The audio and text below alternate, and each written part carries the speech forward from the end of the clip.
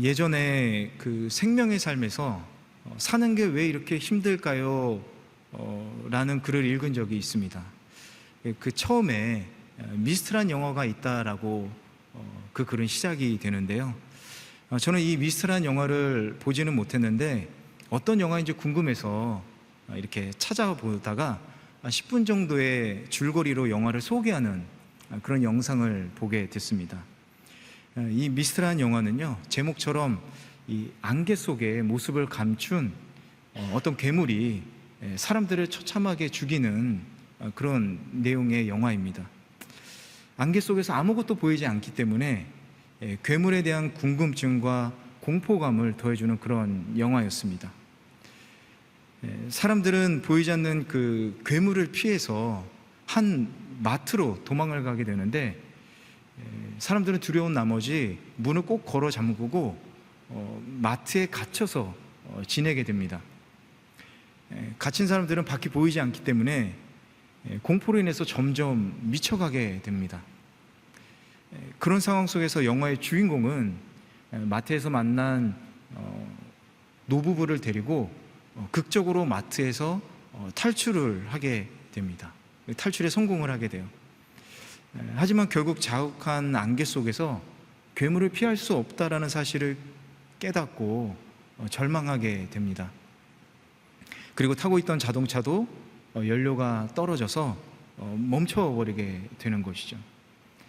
그러자 노부부는 괴물이 나타날 때까지 기다리는 것이 너무 무서우니까 차라리 자기들을 죽여달라고 주인공에게 부탁을 합니다. 눈물을 흘리며 노부부를 총으로 쏜 주인공은 이제 총구를 자신에게 향해서 자기 또한 자살하려고 하지만 총에는 더 이상 총알이 남아있지 않았습니다. 주인공은 절망하였고 또 울부짖으며 차 밖으로 뛰쳐나갔는데, 그때 안개가 서서히 걷히면서 이미 괴물들을 진압에 성공한 그 군대가 화염방사기로 그 잔해를 소탕하는 모습이 드러나게 됩니다. 1분만 인내하였더라면 모두가 살 수 있었을 것을 깨달은 주인공은 주저앉아서 절규하면서 이 영화는 막을 내리게 됩니다. 키에르 케고르는요, 절망은 죽음에 이르는 병이다 라고 말을 한 적이 있습니다. 왜 사람들에게 절망이 찾아올까요? 사람들은 고난이나 고통 또 두려움 등이 계속될 때, 더 이상 버틸 수 없다고 생각될 때 절망하게 됩니다. 어떤 사람은 병으로 인해서 절망하고, 어떤 사람은 생활이 너무 고되어서 절망하기도 합니다. 사람마다 종류는 다를 수 있지만 힘든 상황이 계속되면서 희망을 가질 수 없기 때문에 누구나 절망을 할 수 있는 것입니다. 그렇다면 희망을 가진 성도인 저와 여러분은 절망하지 않을까요? 예수 그리스도를 믿는 성도, 죽어도 부활해서 하늘나라에서 영원한 안식과 기쁨을 누리게 됨을 확신하는 성도들은 절망하지 않나요? 물론 희망이 있어도 절망하는 일이 있습니다. 연약한 인간이기 때문에 그렇죠. 그래서 인간에겐 반드시 회복이라는 것이 필요합니다. 회복이 있어야 절망의 늪에서 빠져나와서 다시 희망을 가질 수 있기 때문에 그렇습니다. 오늘 말씀에서도 절망에 빠진 한 사람이 있었습니다. 만난 적은 없지만 여러분 많이 들어본 적이 있는 느헤미야라는 사람입니다.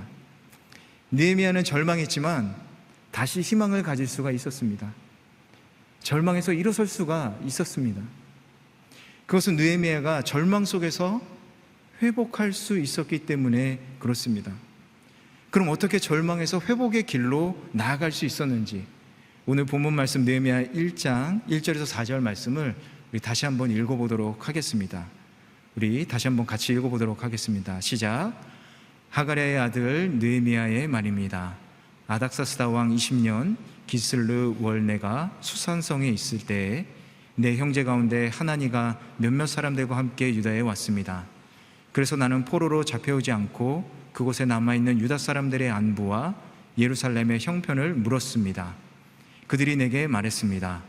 포로로 잡혀오지 않고 그 지방에 남아있는 사람들은 지금 큰 고난과 수모를 당하고 있습니다. 예루살렘 성벽은 무너졌고 그 성문들은 다 불에 탔습니다. 나는 이 말을 듣고 그만 주저앉아 울고 말았습니다. 나는 몇 날 며칠 동안 슬픔에 잠긴 채 금식하면서 하늘의 하나님 앞에 기도하며 아멘.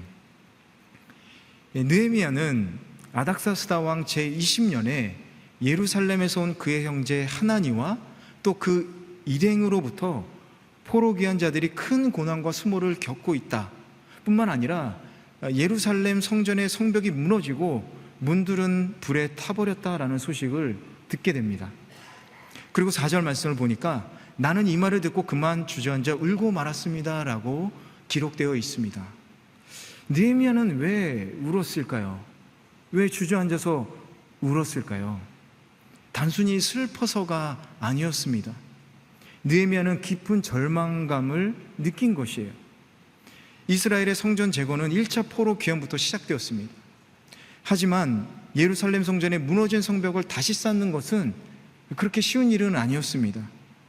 자재를 구하는 것도 어려운 일이었고 외부로부터 그 재건을 방해하는 많은 세력들이 있었습니다. 성전 재건을 방해하는 세력들은 이스라엘이 예루살렘 성전을 재건하는 것이 반역이다라고 그들을 고소하였습니다. 결국 예루살렘 성전 재건 공사는 그 재건을 적대시하는 그 세력들의 거짓 고소로 인해서 아닥사스다 왕은 공사를 중지하도록 명령했던 것이죠.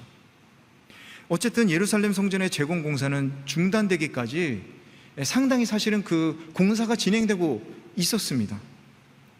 그리고 당시 어수선했던 그 제국, 특히 팔레스틴 지역 상황과 맞물려서 그나마 일부 재건되었던 예루살렘 성전은 또다시 많은 부분이 파괴되어 버린 거예요. 느헤미야는 바로 이와 관련된 소식을 듣게 된 겁니다. 느헤미야는 절망할 수밖에 없었습니다. 오랜 시간과 공을 들여서 그리고 어렵게 하나님의 성전 재건을 시작했는데 겨우 올린 성벽과 성문이 파괴되어 버린 거예요. 그리고 민족은 큰 고난과 수모를 당하게 되었습니다. 이처럼 믿음이 있는 성도들도 어려움을 만나면 좌절하고 절망할 수 있습니다. 특히 하나님의 일을 할 때 이런 어려움이나 고난을 만나게 되면 절망감을 더 크게 느낄 수가 있습니다. 하나님께서 돌봐주시고 보호해 주시기 때문에 어렵고 힘들어도 잘 될 거라고 믿었는데 상황이 오히려 잘 되지 않는 거예요. 그로 인해서 고독감, 불안, 두려움이 더욱 커지기 때문에 절망감이 더 크게 올 수가 있습니다. 그러나 성도가 믿지 않는 사람들과 다른 것은 이 절망 속에서도 하나님께 기도한다라는 거예요. 절망 속에서 하나님께 기도하는 것은 성도의 특권이고 또 회복의 길로 나아가는 것입니다. 그래서 진정한 회복이라는 것은 기도에서부터 시작됩니다.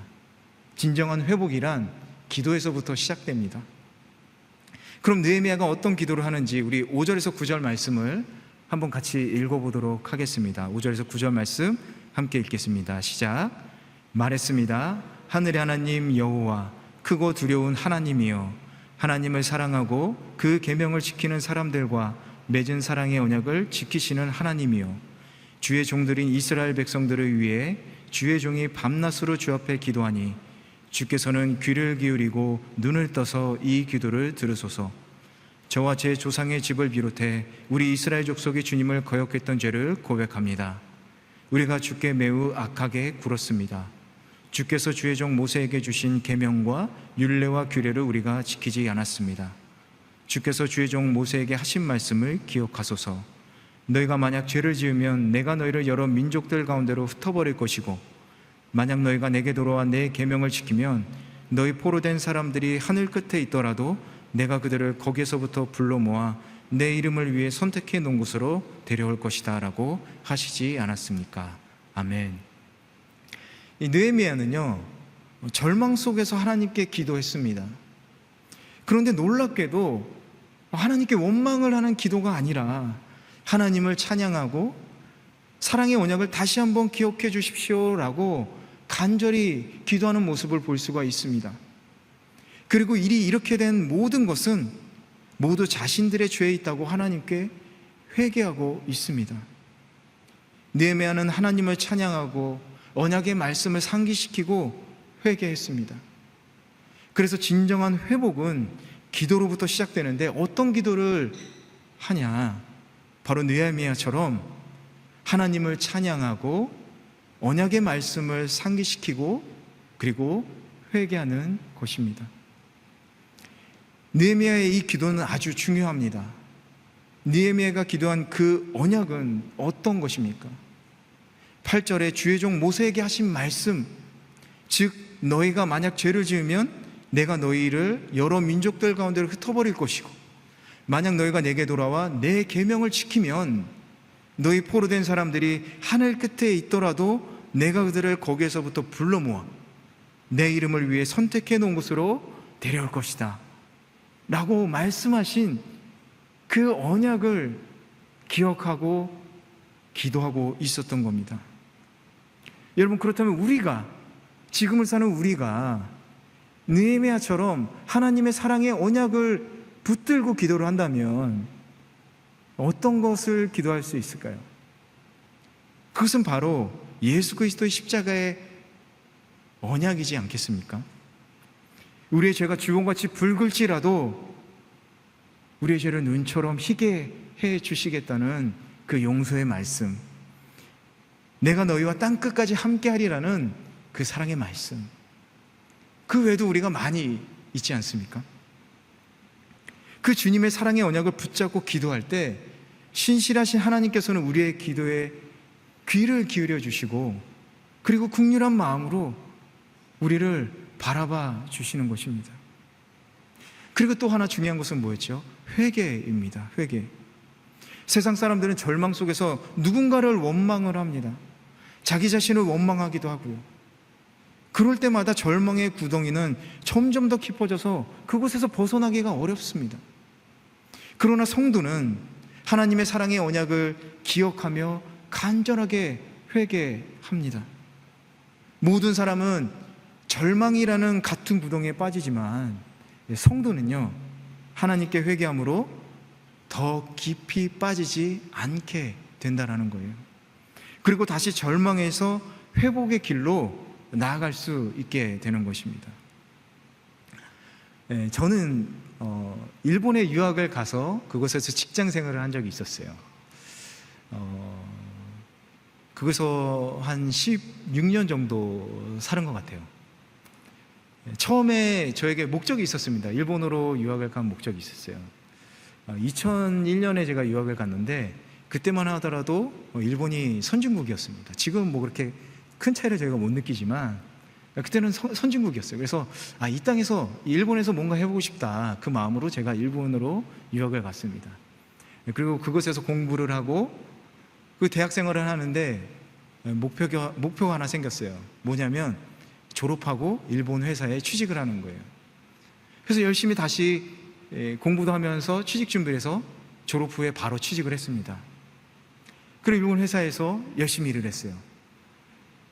하나의 목적을 달성하니까 그 다음 내가 뭘 해야 될지를 모르겠었어요.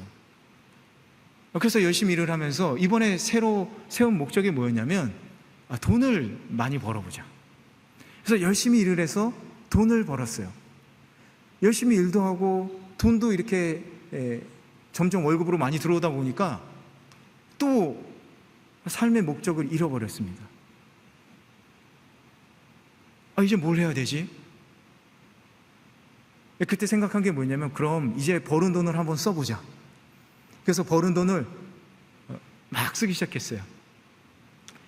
그런데 열심히 일하고 또 돈도 많이 벌고 또 그 돈을 열심히 썼는데 마음속에 오는 그 공허감은 사라지지 않는 거예요.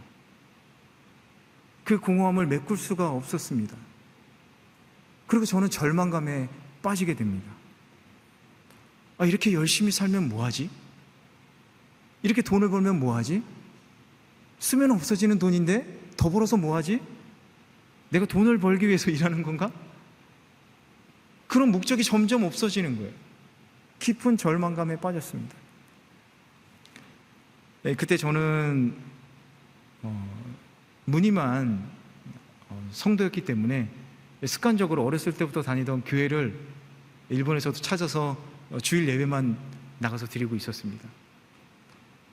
그리고 그 예배만 드리는 가운데서 한 가지 그 일본말로 설교를 하니까 잘 안 와닿는 거예요. 근데 어느 날 문득 성경책을 사서 한번 읽어보고 싶어서 성경을 읽기 시작했습니다. 그리고 그 성경을 읽는 가운데서 제 눈이 뜨여지게 됐어요. 갑자기 성경을 읽는데 눈물이 흐르기 시작했습니다. 그때 읽은 말씀이요, 예레미야 29장 11절 말씀입니다. 우리 같이 한번 우리 한 목소리로 읽어보겠습니다. 예레미야 29장 11절 말씀 함께 읽겠습니다. 시작. 여호와의 말이다. 내가 너희를 위해 갖고 있는 계획들을 내가 알고 있으니 그것은 평안을 위한 계획이지 재앙을 위한 것이 아니며 너희에게 미래와 소망을 주기 위한 것이다. 아멘. 삶의 목적을 잃고 절망 속에 빠져있던 저에게 나의 삶이 이렇게 힘들고 고독하고 절망이 아닌, 재앙이 아니라 미래와 소망을 주기 위한 것이다 라고 하나님은 저에게 그렇게 말씀하시는 것 같았어요. 나에게 하나님이 계획을 가지고 계시다니, 저에게 있어서 하나님은 하늘나라 먼 곳에 계신 그런 분이셨습니다. 하나님의 살아계심은 알고 계셨지만, 십자가에서 죽으시고 부활하신 예수님을 알고 있었지만, 그분이 나의 삶에서 어떻게 함께 하시고 나의 삶을 이끄시길 원하시는지 저는 몰랐었어요. 단지 하나님은 하늘에서 나를 바라만 보고 계시는 분이라고 생각하고 있었습니다. 그런데 그렇지 않았던 거예요. 하나님은 살아계실 뿐만 아니라 우리의 죄를 위해서 죽으시고 부활하셨을 뿐만 아니라 우리에게 생명 주신 그 하나님께서 나의 삶 가운데서 나와 함께 하시기를 원하시고, 그리고 나에게 품고 계신 계획을 알려주기를 원하시고 계셨습니다. 그리고 그것은 우리를 고달프게 하는 그런 재앙이 아니라 미래와 소망, 희망을 주기 위한 것이었습니다. 그걸 알고 났을 때 너무 기뻤어요. 그리고 하나님을 만났을 때 그 감격과 감사함으로 눈물이 흘렀습니다. 그리고 저는 지금까지 제가 지은 모든 죄를 회개했었어요. 그런데 사실 한참을 회개한 건 기억이 나거든요. 그런데 어떤 걸 제가 회개했는지 잘 기억이 안 나요. 근데 하나만 제가 기억을 해요. 아직도 잊지 않습니다. 제가 그렇게 하나님을 인격적으로 만난 건 2008년도인데요 그때 마지막으로 제가 했던 회개, 그걸 제가 아직 기억하고 있습니다. 그때 했던 제가 마지막에 했던 회개는 뭐였냐면, 하나님, 제가 하나님을 모르고 살았던 것을 용서해 주십시오 라는 회개였습니다. 여러분, 우리는 우리의 삶 가운데서 얼마나 하나님을 잊고 살고 있습니까? 그렇게 하나님을 만나서요, 저는 절망 가운데서 벗어날 수가 있었습니다. 그리고 삶에 대한 희망을 가지고 기뻐할 수가 있었어요. 매일매일이 너무 새롭고 너무 행복했습니다. 이건 여담인데요, 제가 이제 직장 생활하는데 맨날 이렇게 너무 기뻐서 웃고 다녔어요. 그랬더니 선배가 저한테 이러는 거예요. 넌 여자친구도 없는데 뭘 그렇게 기뻐서 웃고 다니냐고. 근데 저는 사랑에 빠졌거든요. 저를 사랑하는 분을 깨닫게 되고 저도 그분을 사랑하게 되었습니다. 혹시 여러분들 중에 저와 다른 절망감을 경험하거나 또 절망 속에 있는 분이 있을지 모르겠습니다. 어떤 경제적인 것일 수도 있고 사람들과의 관계일 수도 있고 직장 생활 가운데서의 어려움 등 여러 가지가 있을 수 있을 거라 생각이 됩니다. 그러나 성도는 절망 속에서 하나님께 기도할 수가 있습니다. 그리고 하나님의 은혜로 다시 일어설 수가 있습니다. 사람들 모두가 절망이라는 깊은 구덩이에 빠지지만 우리는 더 이상 깊게 빠지지 않고 멈출 수 있는 것입니다. 그리고 우리는 그 희망을 가지고 회복의 길로 나아가게 되는 것이죠. 계속해서 9절을 보니까 만약 너희가 내게 돌아와 내 계명을 지키면 이라고 말씀하십니다. 여기서 돌아온다라는 것은 회개를 뜻합니다. 회개 없이는 진정한 회복을 할 수가 없습니다. 그런데 여기서 우리가 알아야 할 중요한 사실은 뭐냐? 회개에는 반드시 증거가 따른다는 거예요. 그 증거는 무엇이냐? 바로 하나님의 말씀을 지키는 것입니다. 본문에서도 내게 돌아와 내 계명을 지키면 이라고 말씀하고 있습니다. 즉 하나님의 계명인 말씀을 지켜야만 회개가 인정이 된다라는 거예요. 여러분, 이스라엘의 죄가 어떻게 시작되었습니까? 하나님의 계명인 말씀의 불순종함으로 시작되었죠. 그렇기 때문에 다시 하나님께로 돌아가려면 하나님의 말씀을 지키고 순종해야 하는 것이 당연한 것입니다. 세례 요한은 요단강에서 자신에게 오는 사람들을 향해서 회개에 합당한 열매를 맺으라 이렇게 말했습니다. 즉 회개의 증거를 보여라 라고 말한 것입니다. 여기서 말하는 회개에 합당한 열매, 곧 회개의 증거라는 것은 하나님의 말씀에 순종하는 것입니다. 인간의 모든 죄는 하나님의 말씀에 대한 불순종에서 시작됩니다. 하나님의 말씀에 불순종함으로써 하나님을 떠나는 것입니다. 그러므로 하나님의 말씀에 우리가 순종한다면 하나님께로 돌아간 증거가 되는 것이죠. 여러분, 우리들은 모두가 하나님께 돌아온 사람이다라고 말하지 않습니까? 그리고 우리는 다 회개하였습니다라고 말합니다. 그렇다면 여러분, 우리 안에 그 증거가 있습니까? 회개의 열매가 우리에게 있습니까? 하나님의 말씀에 우리는 순종하고 있습니까? 아니, 그런데 나는 죄 지은 게 하나도 없는데요. 저는 회개 기도도 했는데 또 해야 되나요? 여러분, 하나님께 돌아온 성도는요, 자신의 죄가 없어서 회개 기도를 안 하는 것이 아니라 자신뿐만 아니라 이 세상의 죄를 위해서 대신 기도하는 대속의 기도를 해야 합니다. 여러분, 세상을 한번 바라보십시오. 세상은 점점 혼란스러워지고 무엇이 진실인지 무엇이 거짓인지 무엇이 옳은 것인지 분별하기가 참 어려운 세상이 되어지고 있습니다. 그런데 우리는 세상이 잘못되었어, 사람들이 잘못하고 있어 라고 탓하고만 있을 겁니까? 이 세상의 죄를 위해서 우리가 대신 회개하지 않고 세상의 사람들을 위해서, 그 구원을 위해서 우리가 기도하지 않는다면 그것은 우리 성도들의 책임을 지고 있지 않는 것이 되는 것입니다. 청지기적 사명을 감당하지 않는 것이죠. 여러분, 느헤미야를 한번 보십시오. 느헤미야가 무슨 잘못을 했나요? 아무 잘못도 하지 않았습니다. 그런데 6절 7절 말씀에서 보시듯이 느헤미야는 지금 회개하고 있습니다. 주의 종들인 이스라엘 백성들을 위해 주의 종이 밤낮으로 주 앞에 기도하니 주께서는 귀를 기울이고 눈을 떠서 이 기도를 들으소서. 저와 제 조상의 집을 비롯해 우리 이스라엘 족속의 주님을 거역했던 죄를 고백합니다. 우리가 주께 매우 악하게 굴었습니다. 주께서 주의 종 모세에게 주신 계명과 율례와 규례를 우리가 지키지 않았습니다. 우리가 느헤미야처럼 민족과 나라를 위해 회개할 때 나 개인만이 아니라 민족과 나라가 회복하는 진정한 회복의 역사가 일어나게 되는 것입니다.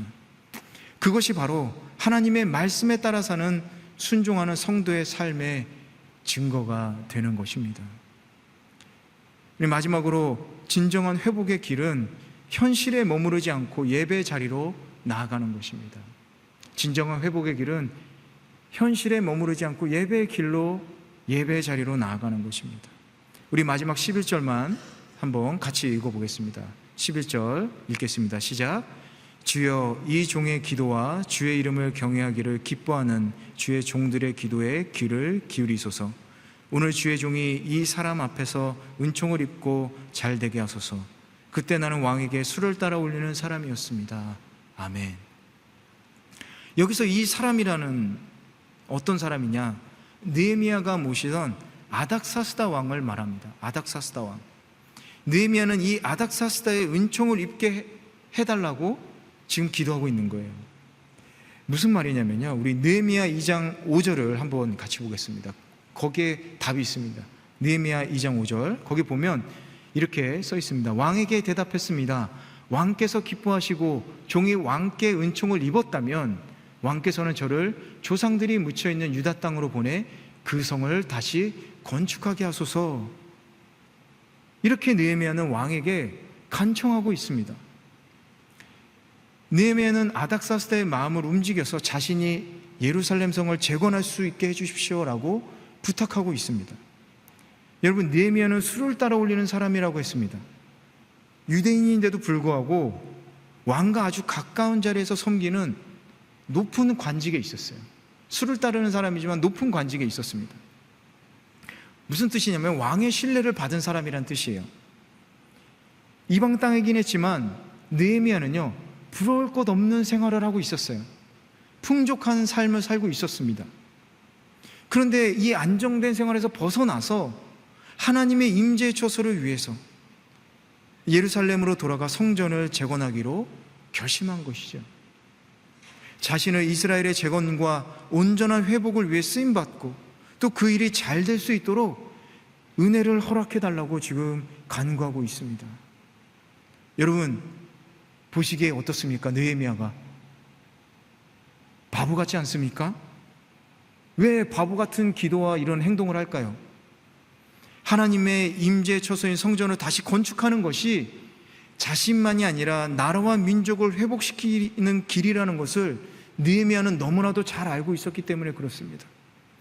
진정한 회복의 길은 지금 자신이 만족하는 현실에 머무르는 것이 아니라, 자신이 지금 빠져있는 절망에 머무르는 것이 아니라 하나님의 임재가 풍성하신 예배의 자리로 나아가는 것 외에는 없다라는 것을 잘 알고 있었기 때문에 그렇습니다.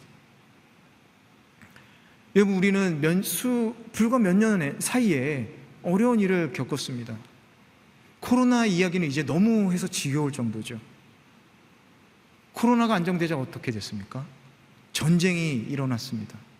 나라와 나라들이 적대하기 시작했습니다.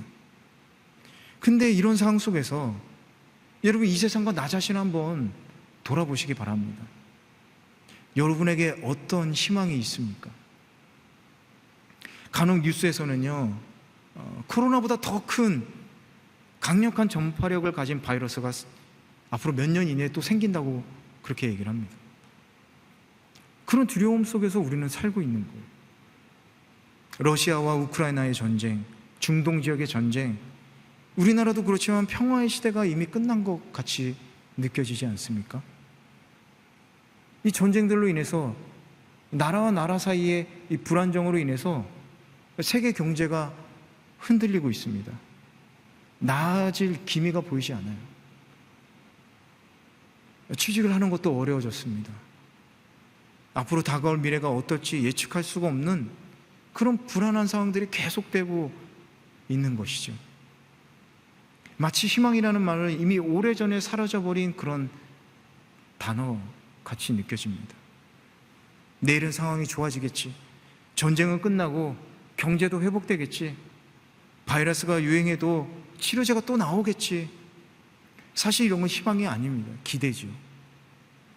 희망은 오직 하나님께로부터 오는 것입니다. 그렇기 때문에 우리가 하나님만을 의지하는 이유가 바로 여기에 있는 거예요. 느헤미야는 절망 속에서 하나님께 기도하고 회개함으로써 절망에서 벗어나 희망으로 나아갈 수가 있게 된 것입니다. 다시 하나님의 성전을 건축할 수 있을 것이라는 희망을 가지게 된 것입니다. 그리고 그 성전 건축을 통해서 자신뿐만 아니라 이스라엘 민족이 다시 회복될 것이라는 그 희망을 갖게 된 것입니다.